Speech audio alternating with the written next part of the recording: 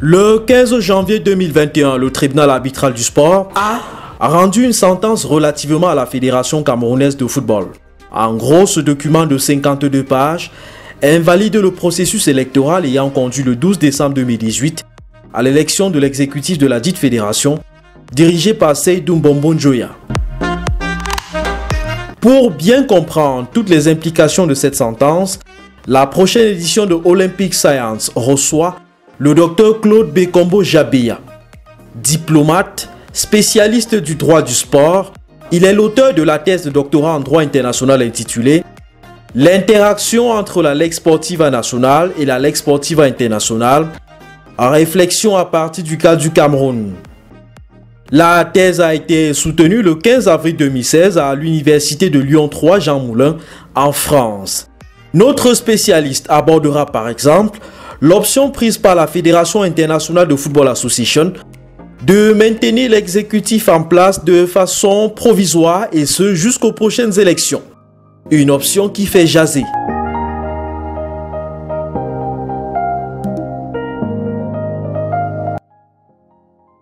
Alors, reprenons littéralement cette résolution 235, n'est-ce pas? Oui. Et reprenons-la littéralement pour ne pas se jeter en conjecture. Elle dit, alors, sous réserve de ce que fera la FIFA, on pourra permettre à l'exécutif en place de liquider les affaires, en gros, de liquider les affaires courantes, n'est-ce pas?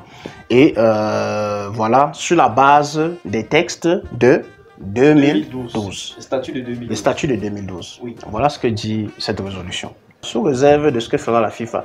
Alors, la FIFA n'a pas été conditionnée. La FIFA a été conditionnée sur 2 points. Oui. Premier point, de prendre toutes ces décisions en respectant les statuts de 2012. Oui. Ça, c'est la première condition que la FIFA devait respecter.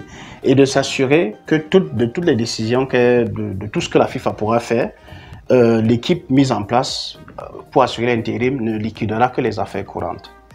Donc, la FIFA n'est pas venue, dans sa décision, changer ces 2 conditions fermes du TAS. Oui. Alors, sous réserve de ce que pourra décider la FIFA. Alors, le TAS laisse donc la liberté à la FIFA de choisir les moyens. Le résultat, le TAS décide du résultat. C'est-à-dire de dire que vous allez utiliser tel statut, vous allez faire en sorte que la modalité que vous allez prendre, ce sera pour liquider les affaires courantes. Oui. Alors la décision, enfin le communiqué de la FIFA, parce que je ne pense pas que la FIFA décide, le communiqué de la FIFA au SG par intérim, justement... C'est une lettre qui est adressée au secrétaire général de l'Afrique. Tout à fait.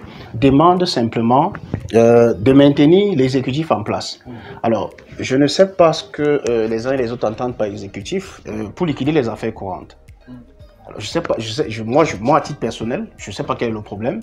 Je sais qu'il y a eu des comportements antérieurs avec le comité de normalisation, l'ancien comité de normalisation, le dernier me semble-t-il, avec le secrétaire général Tombi Aroko qui avait été mandaté par ce comité pour liquider les affaires courantes et qui s'est porté candidat. Mais, il y a donc un précédent. Mais effectivement, c'est pour ça que je disais tout à l'heure que tant qu'on reste dans le respect des textes, il n'y a pas besoin de chercher le sexe des anges. Parce qu'effectivement, la décision du TAS est de reconnaître que les élections, d'annuler les élections de l'exécutif de la FECAFOOT de décembre 2018. La décision du TAS ne frappe personne d'inéligibilité. Entendons-nous très bien.